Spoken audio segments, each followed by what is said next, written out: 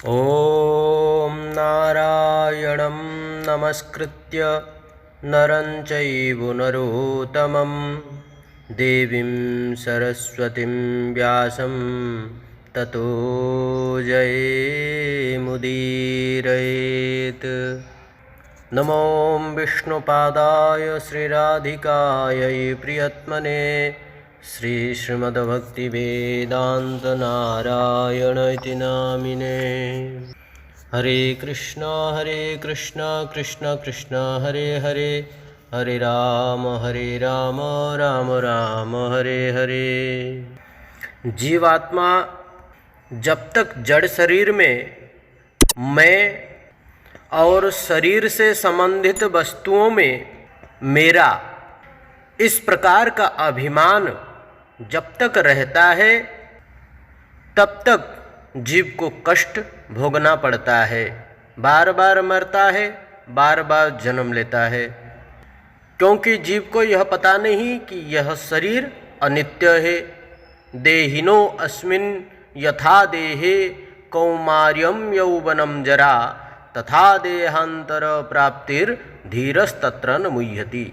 एक छोटा सा बच्चा बड़ा होता है, फिर और थोड़ा बड़ा होता है, और थोड़ा बड़ा होता है, फिर यौवन अवस्था में आता है, फिर जरा अवस्था में आता है, वृद्ध हो जाता है, नाना प्रकार का व्याधियों में जूझता है और फिर देह त्याग करके फिर अन्य देह को धारण करता है। जिस प्रकार हम प्रत्येक दिन कपड़ा बदलते हैं, वस्त्र बदलते हैं, उसी प्रकार वह शरीर बदलते रहता है और यह संसार में नाना प्रकार का दुख का भोग करते रहता है। इसका कारण केवल यही है, मैं और मेरा। मैं शरीर का प्रति आसक्ति, मेरा शरीर के साथ जो संबंध वस्तुओं के प्रति आसक्ति, यही दुख का कारण है। इससे अतिरिक्त और कुछ है ही नहीं, मैं और मेरा।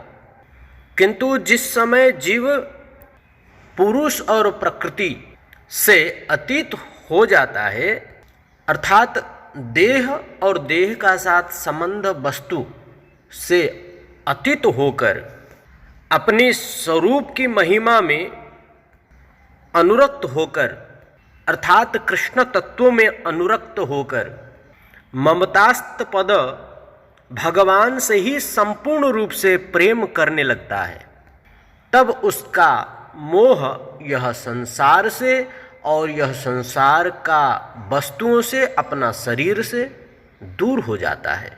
शरीर के प्रति मोह नहीं रहेगा। जब शरीर के प्रति मोह नहीं रहेगा तो शरीर का साथ संबंध जो है उसका प्रति मोह नहीं रहेगा। इन सभी से दूर होकर केवल भगवान से ही प्रेम करने लगता है। अब मेरा प्रभु भगवान और मैं उनका दास हूँ।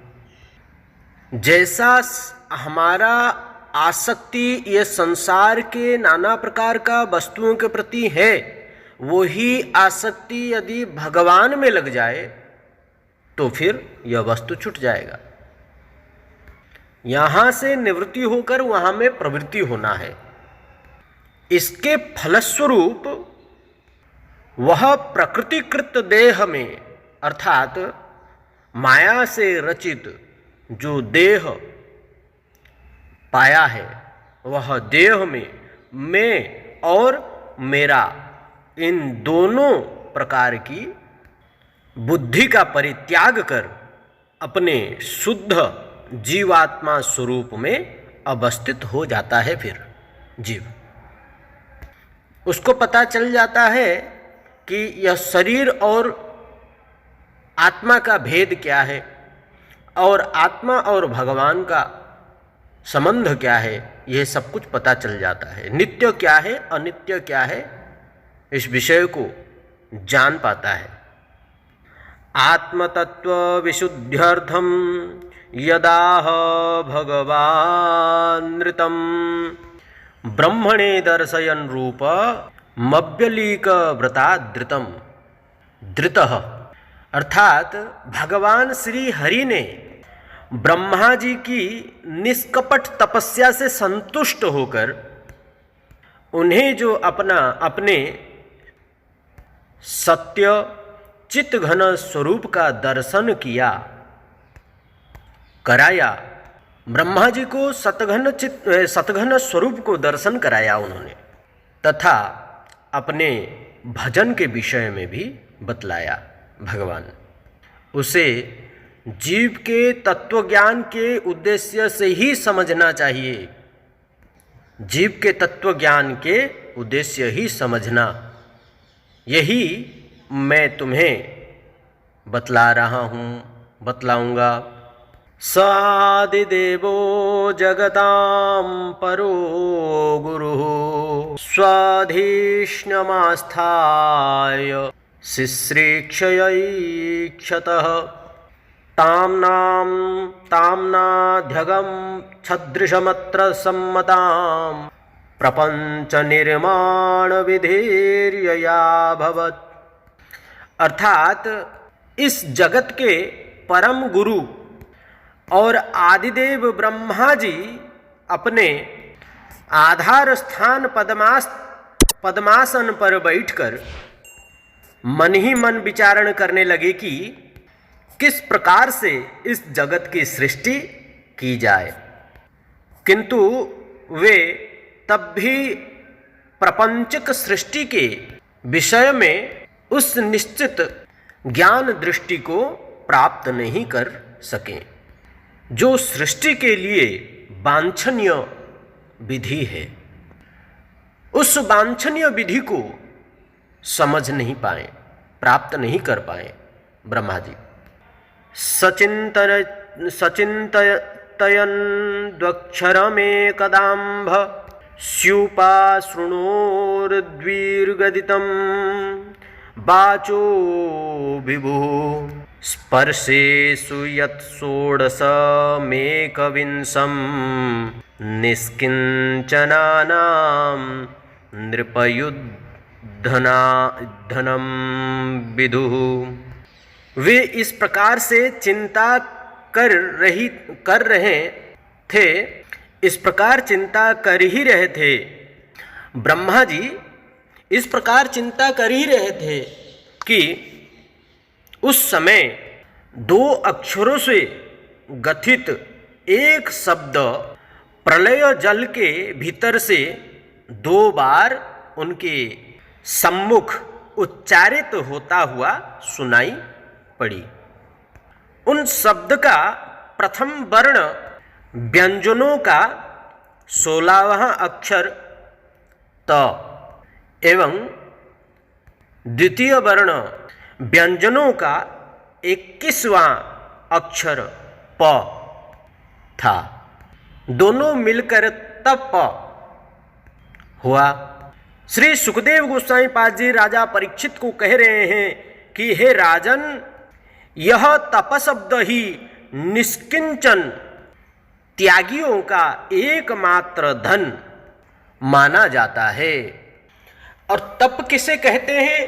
बोलते हैं कि साधन, भजन, भक्ति, गुरु सेवा, वैष्णव सेवा, ठाकुर जी की सेवा, राधा माधव जी की सेवा, राधा विनोद बिहारी का सेवा, निरंतर निष्कपट होकर साधु संग करना, कथा श्रवण करना, कीर्तन करना, नाम कीर्तन का उच्च उच्च स्वर से नाम कीर्तन करना, भक्ति मार्ग में रहना ही तप। एकादशी व्रत सही रूप से पालन करना है। जितने भी भगवान का आविर्भाव आदि जन्म महोत्सव इत्यादि व्रत रखना, श्रवण कीर्तन विष्णु स्मरणम पाद सेवनम अर्तनम बंदनम दास्यम आत्मनिवेदनम, इस प्रकार का नवदा भक्ति, ये सब भक्ति तप में ही आते हैं। और भगवान का भक्ति को छोड़ करके बाकी जितना भी सब ये संसार का विषयी भोगों में आते हैं। यह विषयी भोग नरक की ओर ले जाएगा। दो ही रास्ता है, एक नरक की रास्ता और एक भगवत प्राप्ति की रास्ता। तप की रास्ता जो है भगवत प्राप्ति की रास्ता है और भोग की रास्ता नरक की रास्ता है। तो इसलिए जीव को निश्चय करना है, दृढ़ निश्चय करना है कि हमें किस रास्ता में जाना है। नरक तरफ में बहुत कष्ट है, परंतु भगवान की ओर परमानंद है। आनंदम बुधिवर्धनम प्रतिपदम पूर्णामृतास्वादनम। बहुत आनंद है। अमृत ही अमृत झर रहा है। निगम कल्पतरुर्गलितं फलं सुखमुखादमृत द्रव संयुतं पिबत भागवतं रसमालयं मुहुरहो रसिका भुवि भावुकाः। उस रस को पान करने वाला भावुक रसिक बन जाता है। रसिकों का संग करेंगे, भावुक का संग करेंगे, तभी तो रसिक और भावुक बनेंगे, तभी तो वैष्णव बनेंगे। और दोनों ही भावुक और रसिक, ये दोनों ही तपमार्ग में ही है।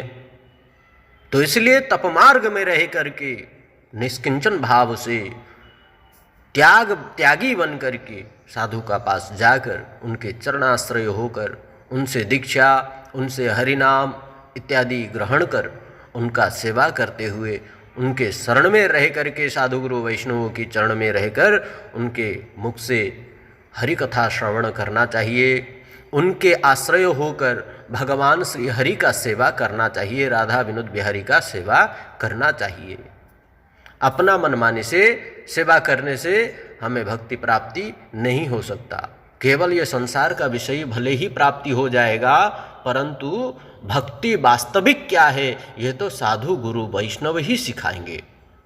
इसलिए शुद्ध साधु गुरु वैष्णव प्योर डिवोटी जहाँ मिलते हैं उनका संग करना चाहिए। साधु गुरु वैष्णव की चरणाश्रय होकर उनकी कहे हुए वाक्य में अनुगमन करना ही तप मार्ग है। गुरु वाक्य गरिहसी, गुरु मुख पद्म वाक्य चिते ते करिया ऐक्य, आरो ना करिह मने आशा।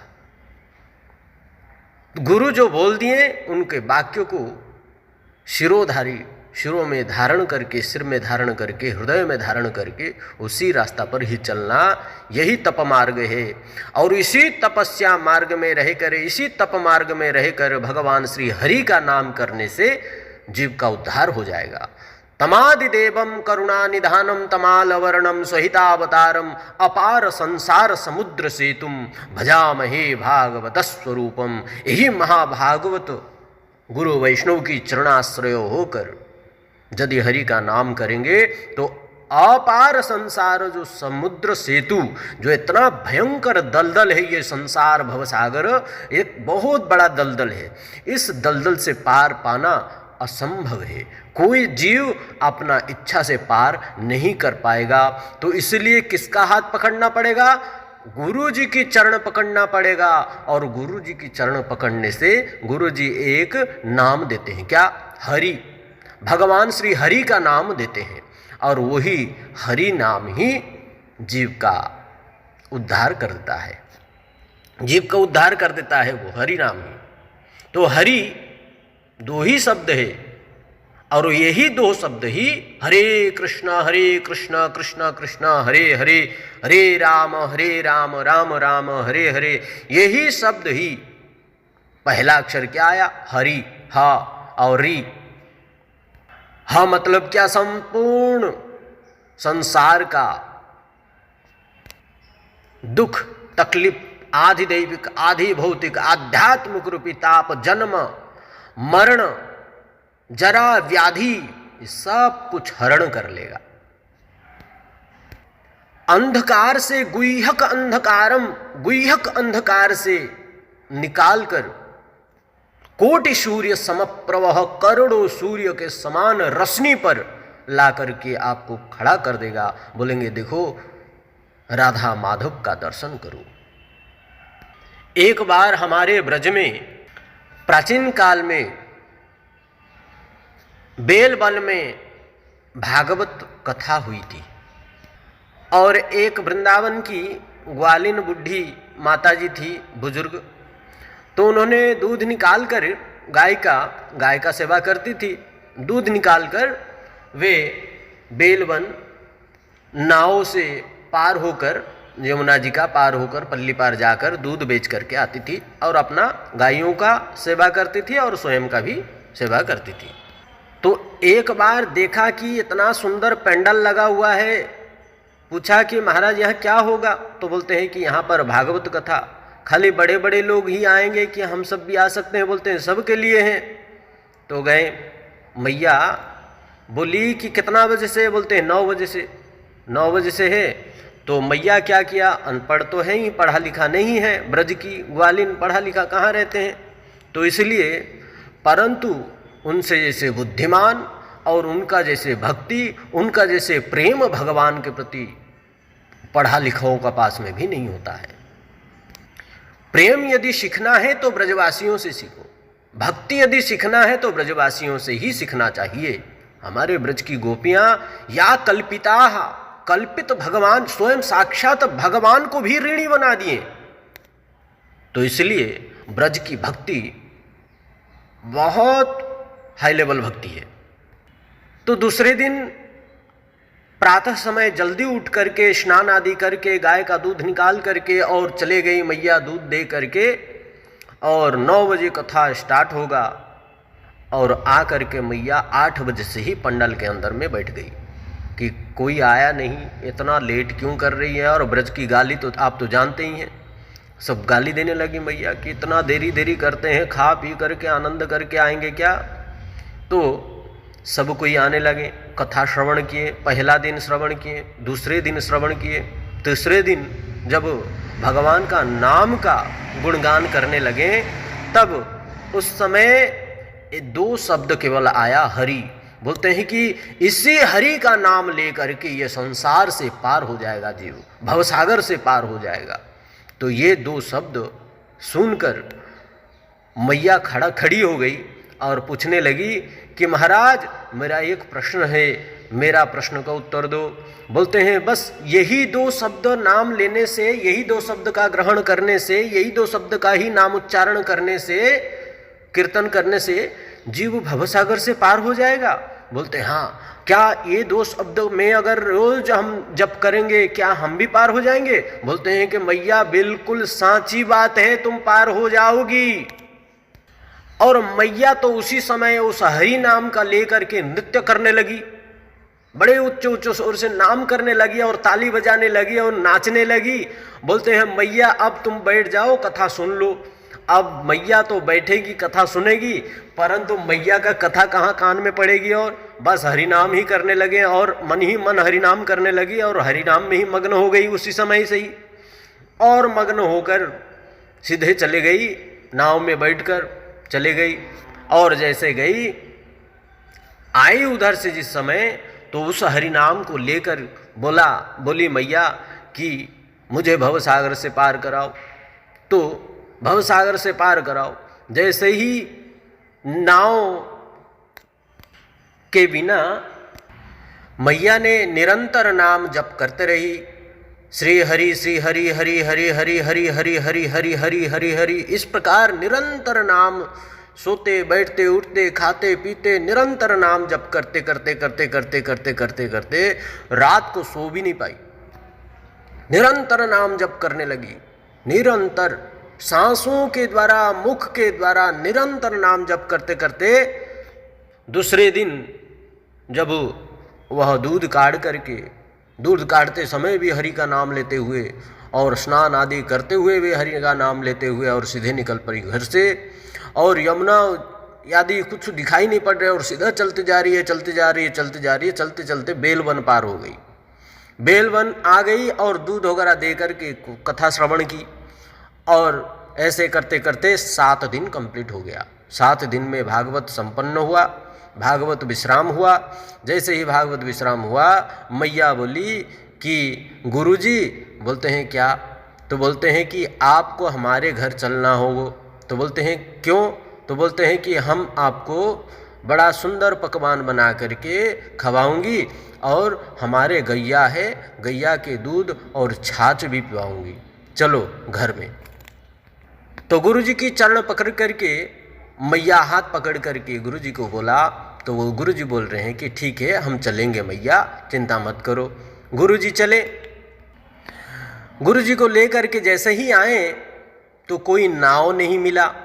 जैसे ही कोई नाव नहीं मिला तो गुरुजी कहते हैं कि अब ये नाव तो नहीं है, कैसे मैया पार होंगे, और कोई दिन चलेंगे। बोलते हैं कि गुरुजी आप याद कीजिए तीसरे दिन की कथा में आपने कही थी कि हरि का नाम लेने से हमें भवसागर से पार कर देगा हरि का नाम।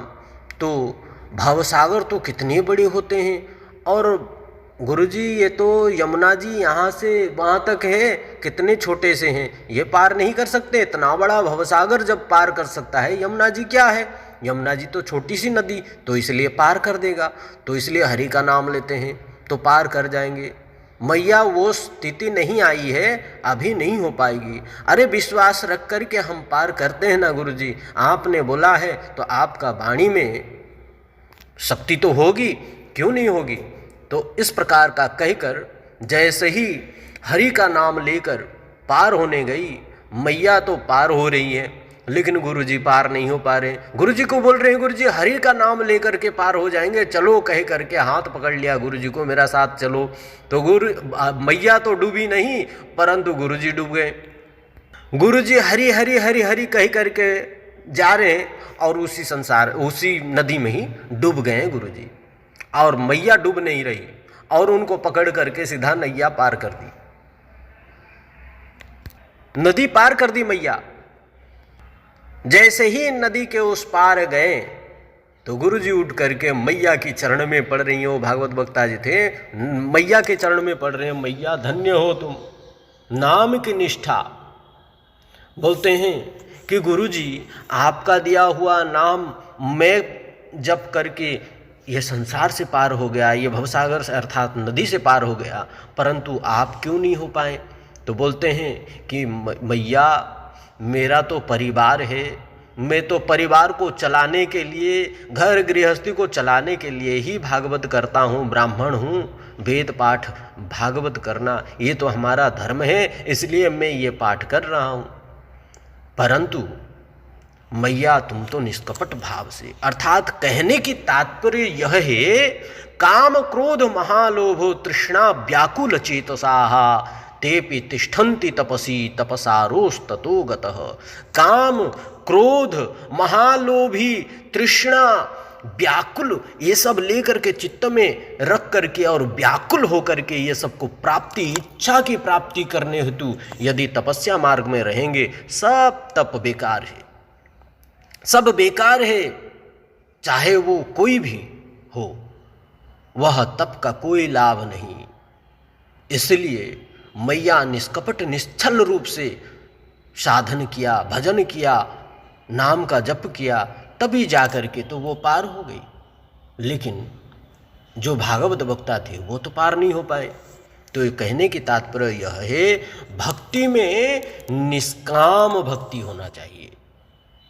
निष्काम भक्ति के द्वारा ही हम भगवत प्राप्ति कर सकते हैं, भगवत धाम जा सकते हैं, भगवान का सेवा कर सकते हैं। और जब हमारे अंदर में काम, क्रोध, महालोभ, तृष्णा, उसको पाने के लिए व्याकुल हो जाना, हमारा चित्त व्याकुल हो जाए, तो ऐसी परिस्थिति में भी रह करके यदि भगवान का भक्ति करें तो केवल संसार का सुख भले ही मिल जाएगा, लेकिन भगवान का भक्ति मिलना बहुत दूर है, बहुत